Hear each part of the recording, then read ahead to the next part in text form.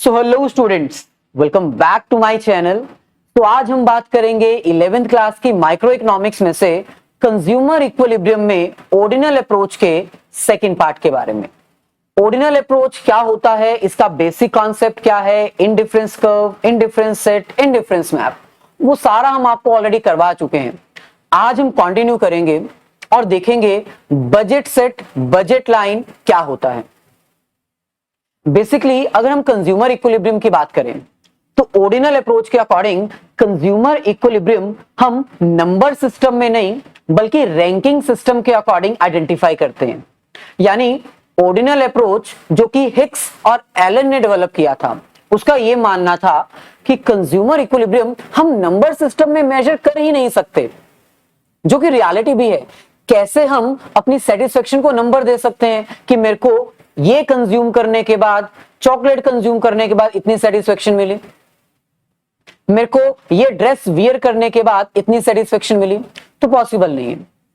सो ordinal approach के according अगर आपको कंज्यूमर इक्विलिब्रियम फाइंड आउट करना है, कंज्यूमर की सेटिस्फेक्शन आइडेंटिफाई करनी है, तो सिंपल है, कंज्यूमर अपनी प्रायोरिटी के अकॉर्डिंग अपनी सेटिस्फेक्शन को रैंक कर सकता है, अपने प्रोडक्ट की कंजम्पशन को रैंक कर सकता है।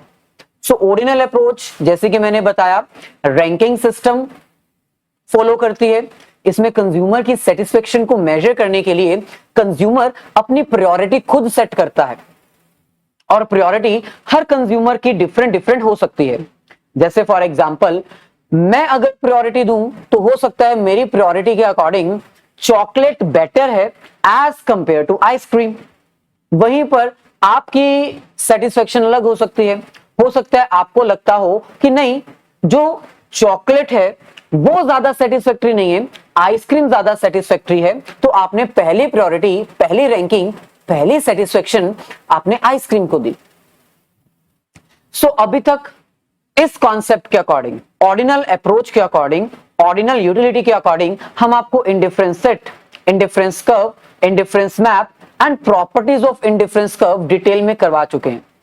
तो आज हम आगे बढ़ेंगे और बात करेंगे बजट सेट और बजट लाइन के बारे में, क्योंकि बेसिकली आपको पता होना चाहिए जो इंडिफरेंस सेट है ना और जो इंडिफरेंस कर्व है वो एक कंज्यूमर की प्रेफरेंस रिप्रेजेंट करता है। यानी एक कंज्यूमर किस कॉम्बिनेशन को कंज्यूम करना चाहेगा, किसको सेक्रीफाइस करना चाहेगा, ये उसकी प्रेफरेंस होती है। लेकिन रियलिटी ये भी नहीं है, क्योंकि रियलिटी में तो हमारे पास ना एक कॉन्स्ट्रेंट होता है, एक रुकावट होती है, और वो रुकावट किस चीज की होती है? बजट की। मतलब इंडिफरेंस कर्व आपकी थिंकिंग में है, आपकी एक अलग दुनिया चल रही है, इमेजिनरी दुनिया। आप बस मान के चल रहे हो कि अगर मेरे पास इतने पैसे होंगे तो मैं ये कंज्यूम करूंगा, ये गेन करूंगा और ये सेक्रीफाइस करूंगा। तो indifference curve is just the preference, not the actual reality. Actual reality तो वो है ना जिसमें कंज्यूमर अपनी प्रेफरेंस बनाए, लेकिन बजट को ध्यान में रखते हुए। क्योंकि बजट जो आपका है, बजट मतलब आपके पास कितना पैसा है, कितना सोर्स ऑफ इनकम है। सो बजट को ध्यान देना इसलिए इंपॉर्टेंट है क्योंकि बजट एक रिस्ट्रिक्शन है आपकी। जितनी इनकम है उससे ज्यादा तो आप कंज्यूम नहीं कर सकते ना। इकोनॉमिक्स के चैप्टर्स में आपने पढ़ा हुआ है रिसोर्सेज आर लिमिटेड, तो आपकी इनकम एक रिसोर्स है जो लिमिट है। उस इनकम, लिमिटेड इनकम को ध्यान में रखते हुए आपको अपनी प्रेफरेंस सेट करनी होती है। सो चलिए आज का कॉन्सेप्ट थोड़ा डिटेल में अंडरस्टैंड करते हैं। सबसे पहले हम बात करते हैं इंट्रोडक्शन की। अब देखो इंट्रोडक्शन में क्या लिखा हुआ है। Indifference set represents the combination of to commodities that a consumer will prefer. Consumer will prefer यानी इंडिफरेंस सेट और इंडिफरेंस कर्व दोनों ही आपको डिफरेंट कॉम्बिनेशंस शो करते हैं टू कमोडिटीज के, जो एक कंज्यूमर प्रेफर करेगा। यानी सर इंडिफरेंस कर्व में जो हम रैंकिंग बना रहे थे कि मेरे को आइसक्रीम ज्यादा पसंद है, चॉकलेट कम पसंद है, एप्पल ज्यादा पसंद है, मैंगोज कम पसंद है, वो सिर्फ एक कंज्यूमर की प्रेफरेंस थी, वो एक सिर्फ कंज्यूमर की थिंकिंग थी, एक्चुअल रियलिटी नहीं थी। Obviously not. So indifference curve just represents the different preferable combination of goods. यानी आपने यहां पर इनकम के बारे में तो सोचा ही नहीं, आपने सिर्फ प्रेफरेंस के बारे में सोचा कि मैं ये कंज्यूम करूंगा, इतनी इतनी क्वांटिटी में कंज्यूम करूंगा, इसको गेन करूंगा, इसको सेक्रीफाइस कर दूंगा। एक एप्पल लेने के लिए 3 मैंगो सेक्रीफाइस कर दूंगा प्रीवियस एग्जांपल के अकॉर्डिंग, एक और एप्पल लेने के लिए मैं 2 मैंगोज और सेक्रीफाइस कर दूंगा। तो ये रियलिटी नहीं थी, ये सिर्फ और सिर्फ आपकी प्रेफरेंस थी, आपकी थिंकिंग थी, ख्यालों में, रियलिटी नहीं थी। तो सर रियलिटी के बारे में क्या इस चैप्टर में हम नहीं डिस्कस करेंगे? रियलिटी के बारे में भी डिस्कस करेंगे। आपकी रियलिटी किसके ऊपर डिपेंड करती है? आपके बजट के ऊपर। तो आज हम बजट के बारे में बात करते हैं। तो सर कंज्यूमर इक्विलिब्रियम कब आएगा? वैसे कंज्यूमर इक्विलिब्रियम हम नेक्स्ट लेक्चर में डिस्कस करेंगे, इंडिफरेंस कर्व में और बजट लाइन में कंज्यूमर इक्विलिब्रियम कब आता है। लेकिन मैं सिंपल आपको बता देता हूं, इंडिफरेंस कर्व आपकी प्रेफरेंस है, बजट आपकी रियलिटी है। जब आपकी प्रेफरेंस बजट के इक्वल हो जाए, आपकी रियलिटी के इक्वल हो जाए, तो वो आपका कंज्यूमर इक्विलिब्रियम है। इंडिफरेंस कर्व आपको क्या शो करती है? आपकी पॉसिबिलिटीज, आपकी एजम्पशंस, और बजट आपको क्या शो करता है? Actual reality. तो जो पाने की इच्छा रखते हो, अगर वही मिल जाए, जो इंडिफरेंस कर्व में सोचा था, बजट वही आपको दे दे, तो कंज्यूमर इक्विलिब्रियम अटेन हो जाएगा। As simple as that. So indifference curve preference है, रेफरेंस है, आपकी पॉसिबिलिटीज है जो हमने पढ़ ली। अब बजट के बारे में थोड़ा डिस्कस कर लेते हैं। देखो यहां पर लिखा हुआ है, a consumer is having some budgets according to which they need to spend their given income over the consumption of 2 commodities. हम 2 कमोडिटीज का कॉम्बिनेशन लेके ही चल रहे हैं। हर कंज्यूमर के पास एक रिस्ट्रिक्शन होती है, एक कॉन्स्ट्रेंट होता है जिसको बजट कहते हैं, और बजट जितना अलाउ करता है आप उतनी ही कंजम्पशन कर सकते हो, उससे ज्यादा तो नहीं कर सकते। जब आपके पास पैसा ही 100 रुपए है तो उसके बीच में ही आपको अपनी नीड्स और रिक्वायरमेंट्स को पूरा करना पड़ेगा। सो इसका मतलब बजट सेट और बजट लाइन जैसी चीज भी कोई होती है। जैसे इंडिफरेंस सेट था और इंडिफरेंस कर्व थी, सिमिलरली बजट सेट और बजट लाइन नाम की भी चीज है। सो जल्दी से देखते हैं हमारे पास क्या कॉन्स्ट्रेंट है। वैसे 2 ही कॉन्स्ट्रेंट हमारे पास है। पहला क्या है? Price of commodity. दूसरा क्या है? Income of consumer. यानी जब एक कंज्यूमर बजट के बारे में सोचता है तो उसको अपनी इनकम भी देखनी होती है और साथ ही साथ प्रोडक्ट का प्राइस भी देखना होता है, क्योंकि प्रोडक्ट के प्राइस के अकॉर्डिंग ही वो तो कंजम्पशन कर पाएगा ना। प्राइस अगर उसकी रेंज के बाहर होगा तो कंजम्पशन तो पॉसिबल ही नहीं है। चलिए अब हम सबसे पहले देखते हैं बजट सेट। जैसे इंडिफरेंस सेट था वैसे ही बजट सेट है। इंडिफरेंस सेट आपको याद होगा, indifference set is the possible combination of 2 commodities that a consumer can attain, है ना। लेकिन वहां पर हम कंज्यूमर के इनकम और प्रोडक्ट के प्राइस की बात नहीं करते थे। हम सिर्फ इतना कहते थे कि हर combination same level of satisfaction देगा। लेकिन यहां पर हम क्या बात करेंगे? The possible combination of 2 goods that a consumer can attain but with his given income and price of the commodity. यानी उसका प्राइस कितना है प्रोडक्ट का, और साथ साथ एक कंज्यूमर के पास पैसे कितने, इनकम कितनी है, सोर्स ऑफ रेवेन्यू कितने है, उसके अकॉर्डिंग वो कंजम्पशन करेगा। तो हमारे पास यहां पर 2 कॉम्बिनेशन है। First combination commodity X, second combination commodity Y. यहां पर हमने कंज्यूमर का कॉन्स्ट्रेंट भी रख दिया। मान लो एक कंज्यूमर के पास 60 रुपीज है, प्रोडक्ट एक्स 2 रुपीज का है और प्रोडक्ट वाई 1 रुपीज का है। तो फर्स्ट कॉम्बिनेशन क्या हो सकता है? फर्स्ट कॉम्बिनेशन ये हो सकता है कि कंज्यूमर एक्स को बिल्कुल भी कंज्यूम ना करे, 0। यानी यहां पर वो एक भी यूनिट कंज्यूम नहीं कर रहा है, मल्टीप्लाई बाय 2, 0 आएगा। और ये 1 रुपए का प्रोडक्ट है, 60 यूनिट्स वो इसकी कंज्यूम कर रहा है, तो उसका सारा का सारा 60 रुपीज का बजट किसमें कंज्यूम हो गया? यूनिट वाई को परचेज करने में। सेकेंड कॉम्बिनेशन क्या हो सकता है? सेकेंड कॉम्बिनेशन हमारे पास है कि कंज्यूमर 10 यूनिट्स लेगा प्रोडक्ट एक्स की, तो कितने आ जाएंगे ये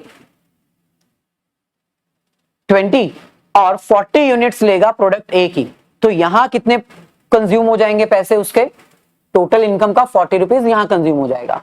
तो 20 यहां, 60 यहां और 40 यहां, टोटल हो गया 60। सेकेंड कॉम्बिनेशन क्या हो सकता है, 40 रुपीज यहां कंज्यूम कर ले और 20 रुपीज यहां कंज्यूम कर ले, अगेन 60। लास्ट कॉम्बिनेशन क्या हो सकता है, सारे के सारे 60 यहां, इसको एक भी यूनिट में कंज्यूम ना करे, तो टोटल 60 उसकी कंजम्पशन हो गई। सो ये हमारे पास है budget set. Budget set is a tabular presentation, table की फॉर्म में प्रेजेंट किया जाता है, और ये टेबल क्या शो करता है, different possible combinations.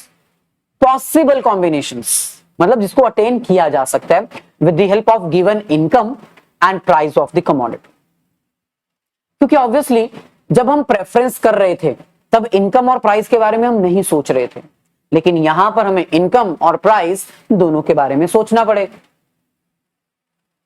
Next, budget line. जब हम इस टेबल को, इस बजट सेट को ग्राफिकली रिप्रेजेंट करेंगे, डायग्राम की फॉर्म में रिप्रेजेंट करेंगे, तो वो हमारे पास आ जाएगा बजट लाइन। तो बजट लाइन क्या है, budget line is a graphical और diagrammatical presentation of budget set. या फिर हम इसको डिटेल में अगर लिखना चाहें तो बजट सेट क्या है, बजट लाइन क्या है, diagrammatical presentation of all the possibilities of a consumer's budget set is called as budget line. In simple words, it is a line, it is a graph, it is a curve which shows different possible combinations of two commodities which a consumer can buy. ये एक graphical diagrammatical presentation है जहां पर हमें क्या पता चलता है, एक कंज्यूमर की डिफरेंट पॉसिबल कॉम्बिनेशंस जो वो अटेन कर सकता है, परचेज कर सकता है with his given income and price of the commodity. So budget line को हम प्राइस लाइन भी कहते हैं, बजट लाइन को हम इनकम लाइन भी कहते हैं।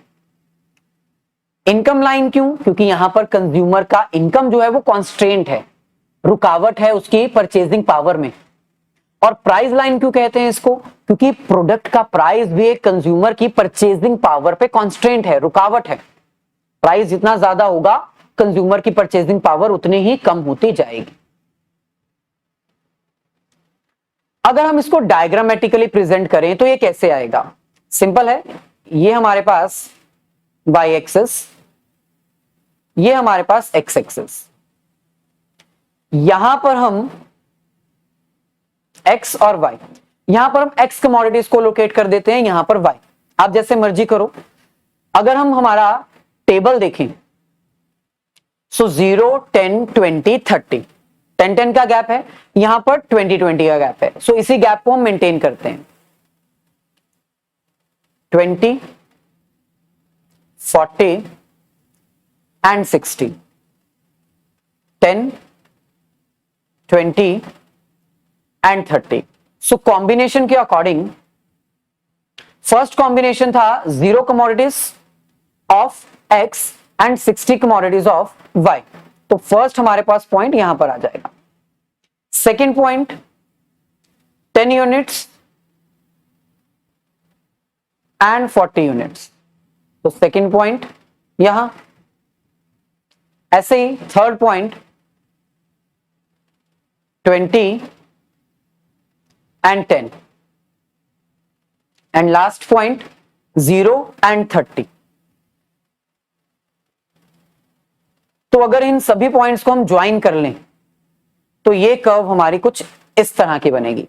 तो ये हमारे पास है बजट लाइन, इनकम लाइन और प्राइस लाइन।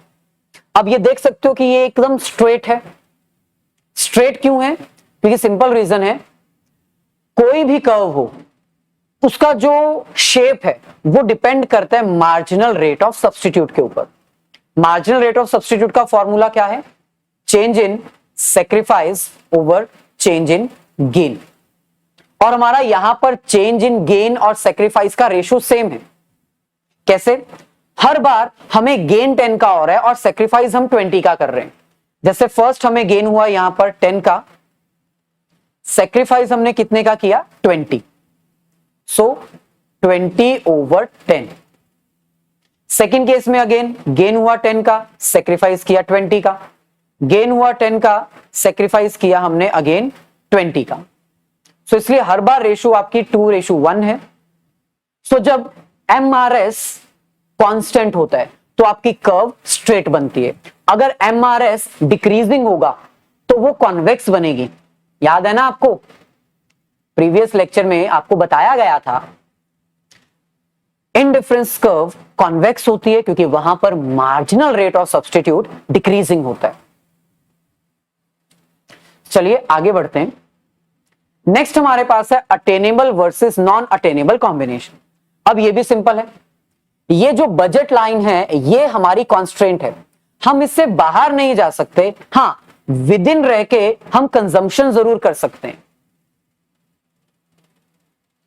तो इसका मतलब ये हुआ कि ये जो लाइन है इसके अंडर जितने भी हमारे कॉम्बिनेशंस हैं वो सारे अटेनेबल कॉम्बिनेशन हैं।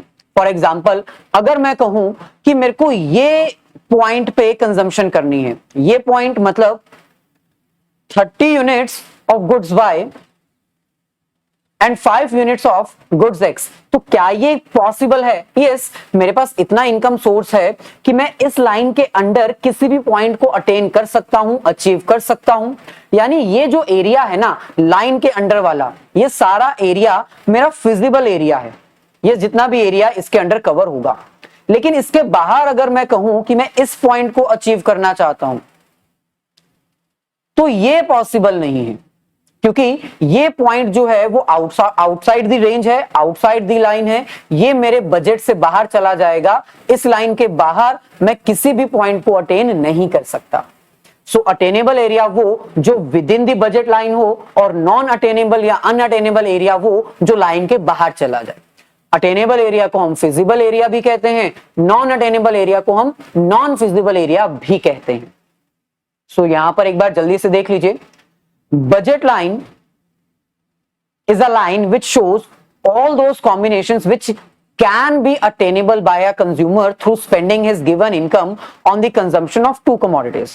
बजट लाइन वो लाइन है जो हमें शो करती है कि ये हमारे कॉन्स्ट्रेंट है, इसके अंदर रहते हुए हम हमारी कंजम्पशन कर सकते हैं।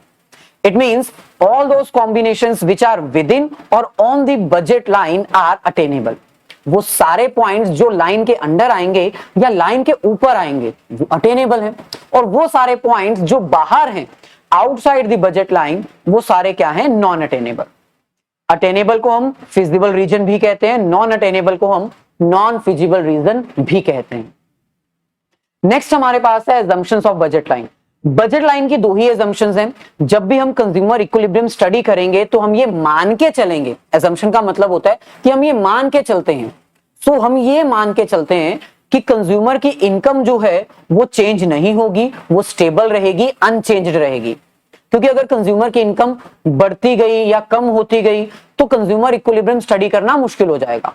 वहीं पर जो प्रोडक्ट का प्राइस है वो भी हम क्या एज्यूम करेंगे?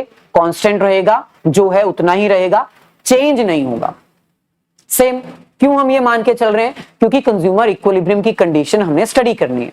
कंज्यूमर इक्विलिब्रियम स्टडी करना तभी पॉसिबल है जब हम ये मान के चलें कि कंज्यूमर की इनकम और प्राइस सेम रहेंगे। अगर ये चेंज हो जाते हैं तो क्या इफेक्ट होगा वो भी हम देखेंगे, लेकिन पहले हम बात कर लेते हैं स्लोप ऑफ बजट लाइन की। बजट लाइन का स्लोप अभी मैंने बताया किसके ऊपर डिपेंड करता है? मार्जिनल रेट ऑफ सब्स्टिट्यूट के ऊपर। यानी आप कितना सेक्रीफाइस कर रहे हो एक्चुअल में एक और एडिशनल यूनिट गेन करने के लिए, आपका रेट ऑफ सेक्रीफाइस और रेट ऑफ गेन कितना है उसके ऊपर डिपेंड करता है कि आपकी बजट लाइन की स्लोप कैसी होगी।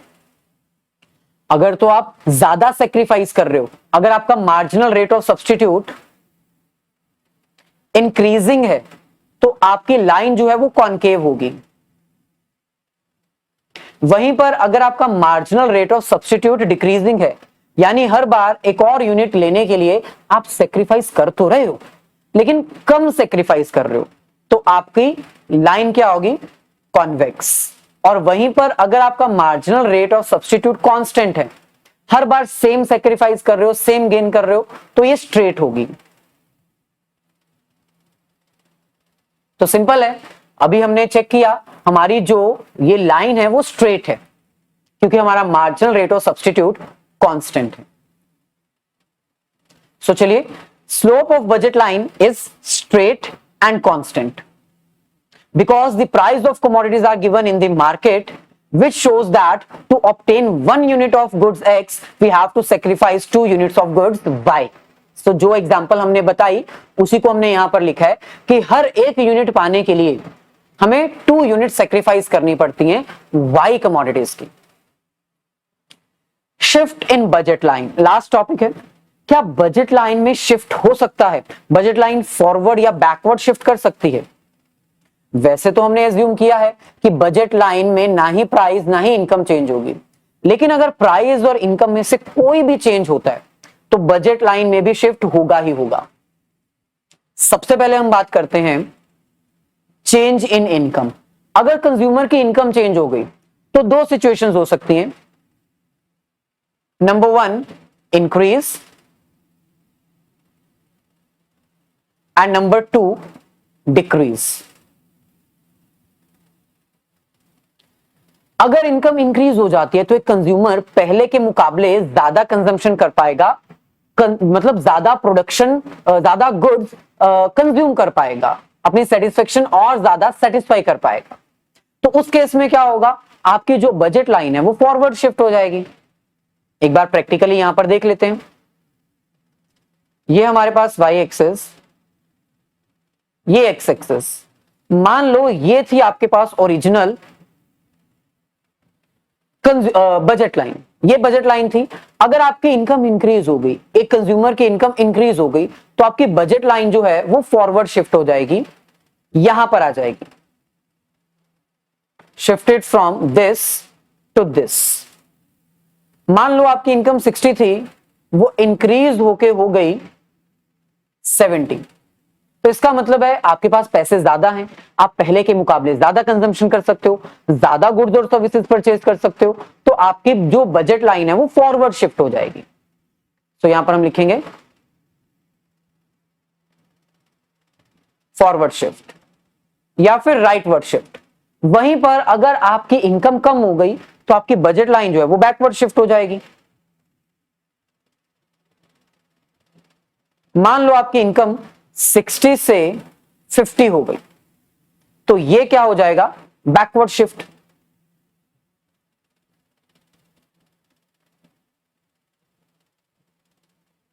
सो बस अगर एग्जाम में आता है शिफ्ट इन बजट लाइन, तो पहला आपने बताना है कि भाई शिफ्ट जो है वो दो कारणों से हो सकता है।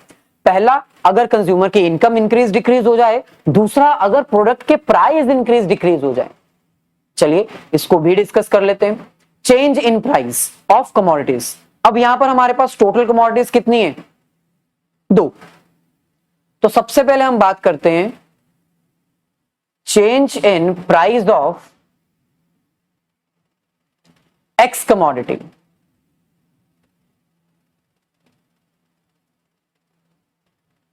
प्राइस क्या हो सकता है, अगेन या तो इंक्रीज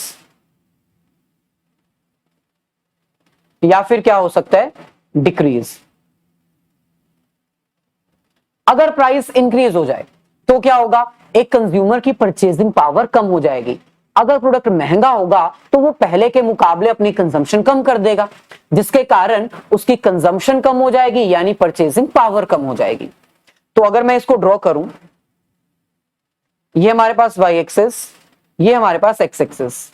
मान लो ये हमारे पास है ओरिजिनल बजट लाइन, हम इसको नेम दे देते हैं P and P, price line.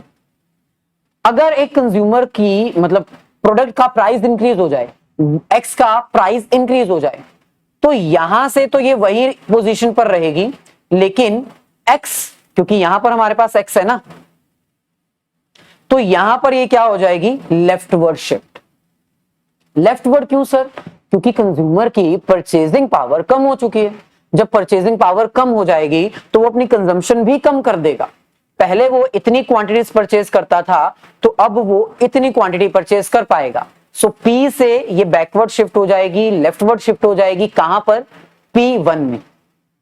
वहीं पर अगर एक कंज्यूमर की परचेजिंग पावर बढ़ जाए, कैसे बढ़ जाए? हो सकता है प्रोडक्ट सस्ता हो जाए। सो अगर प्रोडक्ट सस्ता हो गया, प्रोडक्ट का प्राइस कम हो गया, तो यहां से तो ये इसी पोजीशन पर रहेगी, लेकिन यहां पर ये इंक्रीज हो जाएगी, आगे की तरफ मूव कर जाएगी। क्यों? क्योंकि ऑब्वियसली प्राइस कम हो चुका है, प्रोडक्ट सस्ता हो चुका है। जब प्रोडक्ट सस्ता हो जाता है तो हम ज्यादा क्वांटिटी में प्रोडक्ट को परचेस कर सकते हैं। सर ये यहां से चेंज क्यों नहीं हुआ? क्योंकि Y का प्राइस तो चेंज ही नहीं हुआ। ऐसे ही नेक्स्ट पोजीशन क्या हो सकती है?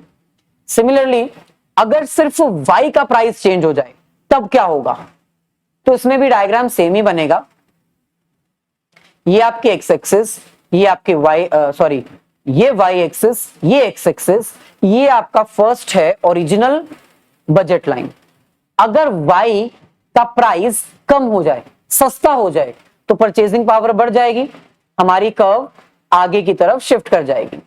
वहीं पर अगर आपका प्रोडक्ट का प्राइस बढ़ जाए, Y अगर महंगा हो जाए, तो कंज्यूमर की परचेजिंग पावर कम हो जाएगी और वो थोड़ी कम कंजम्पशन कर पाएगा, इसलिए ये बैकवर्ड शिफ्ट हो जाएगा। सर क्या होगा अगर दोनों ही प्रोडक्ट का प्राइस चेंज हो जाए, दोनों का प्रोडक्ट का प्राइस या बढ़ जाए या कम हो जाए? तो वो भी सिंपल है। ये हमारे पास Y एक्सिस, ये एक्स एक्सिस, ये हमारे पास है ओरिजिनल बजट लाइन। मान लो X का प्राइस भी बढ़ गया और Y का प्राइस भी बढ़ गया, दोनों प्रोडक्ट महंगे हो गए। प्रोडक्ट महंगे होने की वजह से हमारी कंजम्पशन पावर, परचेजिंग पावर कम हो गई, इसलिए हमारी कर्व जो है, बजट लाइन जो है, वो बैकवर्ड शिफ्ट हो जाएगी।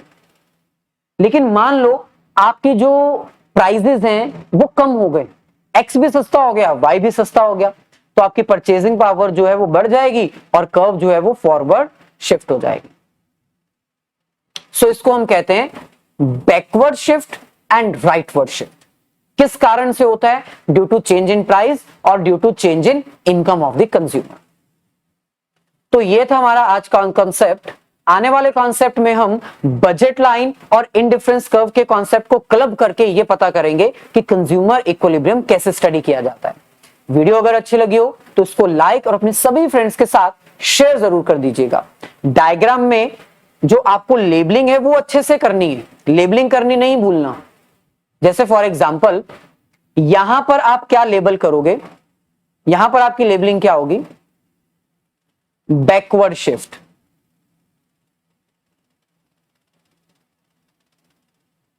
यहां पर आप लिखोगे P और यहां पर आप लिखोगे P1 and P1, backward shift. ये आपका हो जाएगा P2, P2 और इसको आप क्या बोलोगे?